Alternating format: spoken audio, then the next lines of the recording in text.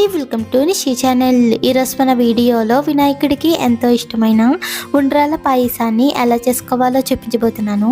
ఈ ఉండ్రాల పాయసం ఎప్పుడు చేసినా సరే మంచి రుచిగా కుదరాలన్నా, ఈ ఉండ్రాల మధ్యలో పచ్చిగా పిండి కింద తగలకుండా ఉండాలన్నా ఇలా కొలతలతో చేసి చూడండి. ఇలా చేసిన ఉండ్రాల పాయసం చాలా కమ్మగా మంచి రుచిగా ఉంటుంది. మరి ఆలస్యం చేయకుండా వినాయకుడికి ఎంతో ఇష్టమైన ఉండ్రాల పాయసాన్ని ఎలా చేసుకోవాలో చూద్దాం. ముందుగా ఉండ్రాలు చేయడానికి స్టవ్ ఆన్ చేసి ప్యాన్లోకి 1.5 కప్పు వరకు నీళ్ళని వేసుకోవాలి. ఇక్కడ మనం ఏ కప్పుతో అయితే నీళ్ళని వేసుకుంటామో మిగతా అన్నీ కూడా అదే కప్పుతో కొలుచుకొని తీసుకోవాలి. ఇలా నీళ్ళు పోసాక 1/2 టేబుల్ స్పూన్ వరకు ఉప్పు వేసుకుని, అలాగే 1 టేబుల్ స్పూన్ వరకు తరిగిన బెల్లాన్ని కూడా వేసుకుని ఒకసారి కలిపి ఈ నీళ్ళని బాగా మరిగించుకోవాలి. ఇక్కడ నేను చిన్న కప్పుతో 1 కప్పు వరకు పిండిని అయితే తీసుకుంటున్నాను కాబట్టి 1 టేబుల్ స్పూన్ వరకు బెల్లాన్ని అయితే వేసుకున్నాను. అదే పిండిని ఎక్కువగా తీసుకుంటే కనుక 2 టేబుల్ స్పూన్ వరకు బెల్లాన్ని వేసుకోవచ్చు. ఇలా నీళ్లు మరగడం స్టార్ట్ అవ్వేటప్పుడు మంటను లో ఫ్లేమ్లో పెట్టి 1 కప్పు వరకు బియ్యం పిండిని వేసుకుని వెంటనే మొత్తం కలిసేలా బాగా కలుపుకోవాలి. ఇలా కలిపాక మంటని లో ఫ్లేమ్లోనే ఉంచి మూత పెట్టుకుని ఈ పిండిని 2-3 నిమిషాల పాటు మగ్గించుకోవాలి. మనం ఇలా 2-3 నిమిషాలు మగ్గించుకోవడం వల్ల ఈ ఉండ్రాల మధ్యలో పచ్చిగా పిండి కింద లేకుండా ఉంటుంది. ఇలా 2-3 నిమిషాలు అవ్విన తర్వాత మూత తీసి మరొకసారి బాగా కలిపి స్టవ్ ఆఫ్ చేసుకుని మూత పెట్టి ఈ పిండి కాస్త చల్లారేంత వరకు పక్కన పెట్టుకోవాలి.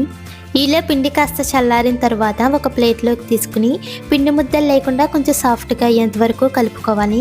మనం ఇలా కలుపుకోవడం వల్ల ఈ ఉండ్రాలు చేసి ఉడికించేటప్పుడు విడిపోకుండా ఉంటుంది. అలాగే ఈ పిండిని కలుపుకునేటప్పుడు చేతికి కొంచెం నీళ్ళ తడిని చేసుకుని కలుపుకున్నామంటే ఈ పిండి చేతికి అంటుకోకుండా ఉంటుంది. ఇలా 1-2 నిమిషాలు అవ్వేసరికి పిండి సాఫ్ట్గా అవుతుంది. ఇప్పుడు ప్లేట్లోకి కొంచెం బియ్యం పిండిని తీసుకుని కొద్దిగా చేతికి అప్లై చేసుకుని మనం ముందుగా ఉడికించుకున్న పిండిని కొద్దిగా తీసుకుని రౌండ్గా బాల్స్లా చేసుకోవాలి. ఇలా మనం బియ్యం పిండిని చేతికి అప్లై చేసుకుని చేసుకోవడం వల్ల ఈ ఉండ్రాల పిండి చేతికి అంటుకోకుండా ఉంటుంది. అలాగే ఉండ్రాల షేప్ అనేది బాగా వస్తుంది. మనకి కావాలంటే ఈ బియ్యం పిండి ప్లేస్లో కొంచెం నీళ్ళ తడిని చేసుకునైనా చేసుకోవచ్చు. ఇలా మనం ఉడికించుకున్న పిండిని అంతా కూడా చేతికి నీళ్ళ తడిని కానీ లేదా బియ్యం పిండిని కానీ అప్లై చేసుకుంటూ చిన్న చిన్న ఉండ్రాల్లా చేసుకోవాలి.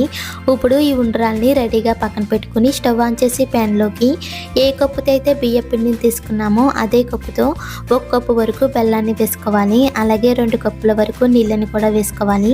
మనం తీసుకున్న 1 కప్పు బియ్యం పిండికి 1 కప్పు బెల్లం అనేది కరెక్ట్గా సరిపోతుంది. ఇలా నీళ్ళు పోసాక మంట హై ఫ్లేమ్లో పెట్టి బెల్లం పూర్తిగా కరిగేంత వరకు కలుపుకుంటూ మరిగించుకోవాలి. ఇలా బెల్లం పూర్తిగా కరిగి ఈ నీళ్లు మరగడం స్టార్ట్ అవ్వేటప్పుడు మనం ముందుగా చేసుకున్న ఉండ్రాల్ని వేసుకుని మంటను మీడియం ఫ్లేమ్లో పెట్టి 2-3 నిమిషాల పాటు ఉడికించుకోవాలి. మనం ఉండ్రాలు వేసిన తర్వాత స్పూన్తో కలపకూడదు. కలిపామంటే ఈ ఉండ్రాలు విడిపోతాయి. సో అందుకని కలపకుండా మంటను మీడియం ఫ్లేమ్లో పెట్టి 2-3 నిమిషాల పాటు ఉడికించుకోవాలి. ఇది ఉడికేలోగా మరొక పక్కన ఒక గిన్నె తీసుకుని 2 టేబుల్ స్పూన్ వరకు బియ్యం పిండిని వేసుకోవాలి. అలాగే 1/2 కప్పు వరకు నీళ్ళని కూడా వేసుకుని పిండి ముద్దలు లేకుండా బాగా మిక్స్ చేసుకోవాలి. ఇలా కలుపుకున్న ఈ బియ్యం పిండి నీళ్ళని రెడీగా పక్కన పెట్టుకోవాలి. ఇప్పుడు 2-3 నిమిషాల పాటు ఉండ్రాలని ఉడికించాక మనం ముందుగా కలుపుకున్న బియ్యం పిండి నీళ్ళని మరొకసారి కలుపుకొని ఈ ఉండ్రాల్లో వేసుకోవాలి. అలాగే ఈ ఉండ్రాళ్ళు మంచి ఫ్లేవర్ రావడం కోసం 1/2 టేబుల్ స్పూన్ వరకు యాలకుల పొడి కూడా వేసుకుని ఇక్కడ చూపించే విధంగా ఇలా స్లోగా కలుపుకోవాలి. ఇలా కలిపిన తర్వాత మంటను మీడియం ఫ్లేమ్లో పెట్టి మరో 2 నిమిషాల పాటు ఉడికించుకోవాలి. మనం బియ్యం పిండి నీళ్ళని వేసాక ఈ ఉండ్రాలు కాస్త దగ్గర పడతాయి కాబట్టి దగ్గరుండి చూసుకుంటూ కొంచెం దగ్గర పడేంత వరకు ఉడికించుకోవాలి. ఇలా 2 నిమిషాలు అవ్వేసరికి ఈ ఉండ్రాలు కూడా కాస్త దగ్గర కంట ఉడుకుతాయి. ఇప్పుడు స్టవ్ ఆఫ్ చేసుకుని ఈ ఉండ్రాల్ని పక్కకు దించుకోవాలి. ఇప్పుడు స్టవ్ పై మరొక ప్యాన్ పెట్టి 2 టేబుల్ స్పూన్ వరకు నెయ్యిని వేసుకోవాలి. నెయ్యి పూర్తిగా కరిగి వేడవ్విన తర్వాత 2 టేబుల్ స్పూన్ వరకు జీడిపప్పు, 2 టేబుల్ స్పూన్ వరకు కిస్మిస్ వేసుకుని మంటను లో ఫ్లేమ్లో పెట్టి దోరగా ఫ్రై చేసుకోవాలి.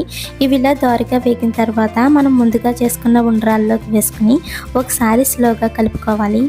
అంతే, సింపుల్గా వినాయకుడికి ఎంతో ఇష్టమైన ఉండ్రాల పాయసం అయితే రెడీ అయిపోయింది.